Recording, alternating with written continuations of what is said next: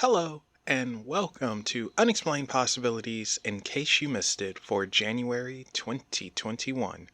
There were a few stories that caught my eye this month, so let's not waste a moment of time and jump right into them.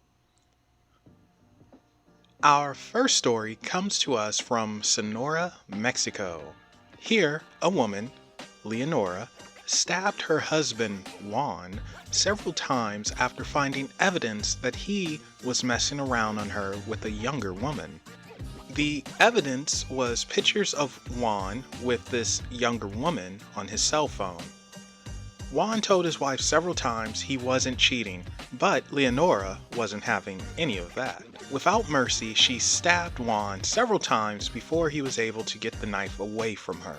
Juan survived the attack by Leonora, and the cops were called by neighbors after hearing the commotion. Leonora was arrested on the scene, and charges are currently pending. The identity of the younger woman in the photos with Juan was also identified. Can you guess who it was? I'm sure you figured it out. It was none other than Leonora herself. That's right. She's the other younger woman. It turns out Juan found some old pictures of he and his wife before they were married and had them digitally converted so he can put them on his phone as a keepsake. Now, one thing I can't figure out, how did Leonora not recognize herself, but recognize her husband?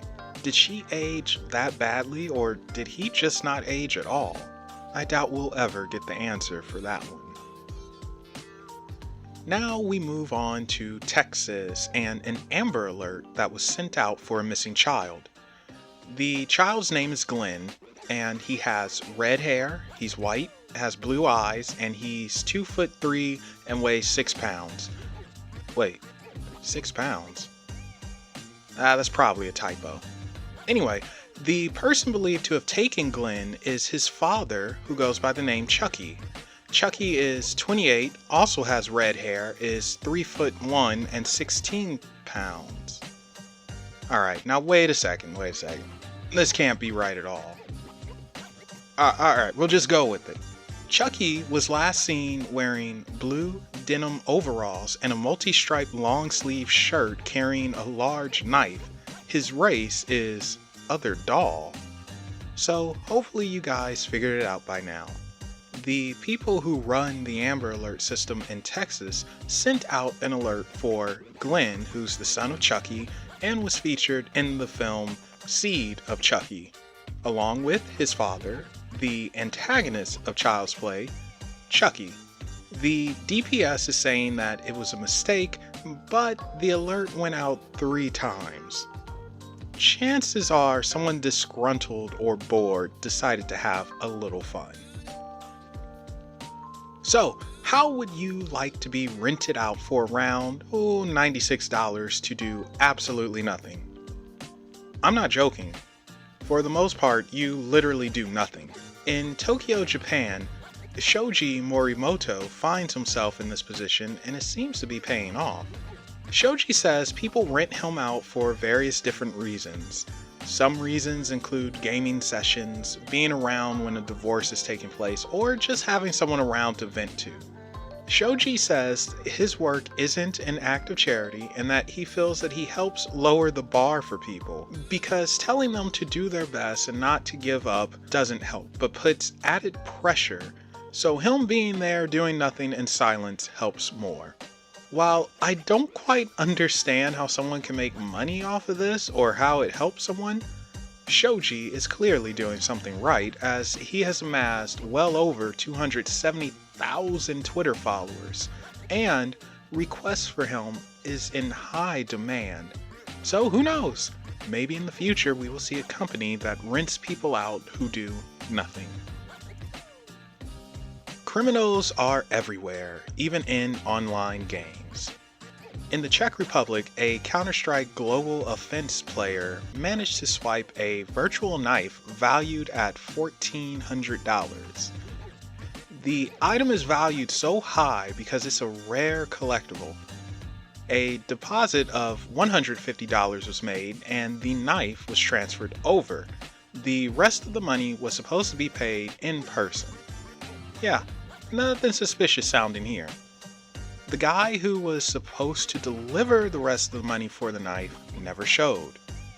It was a con job.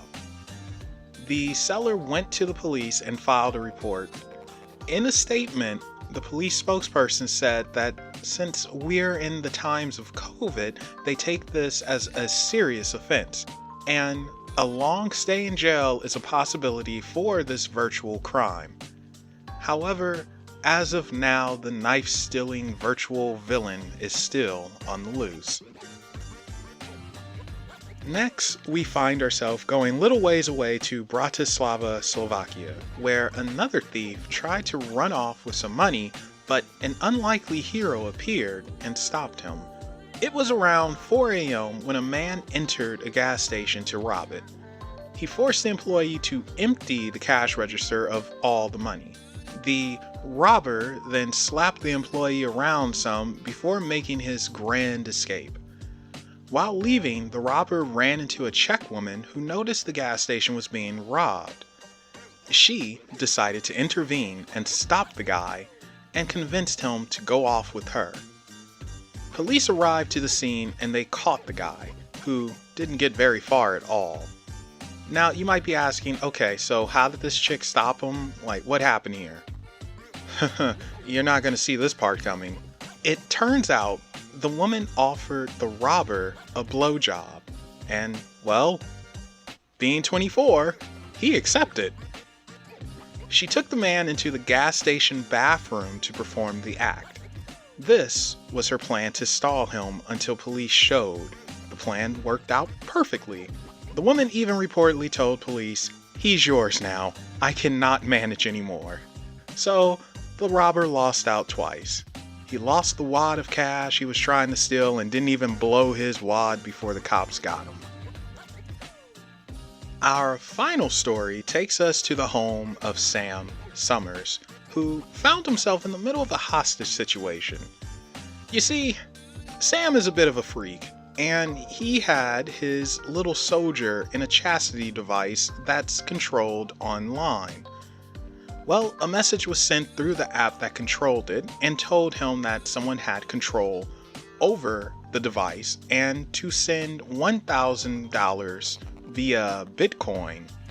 Sam at first thought it was his partner and got excited, until she said it wasn't her, even after he used their safe word. This is when dread hit Sam.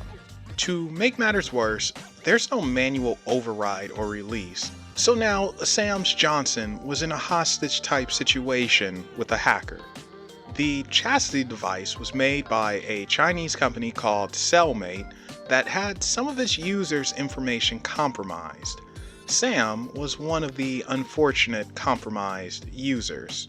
Panicking and just wanting out of the situation, Sam paid money to the hacker to release him, but the hacker demanded more money.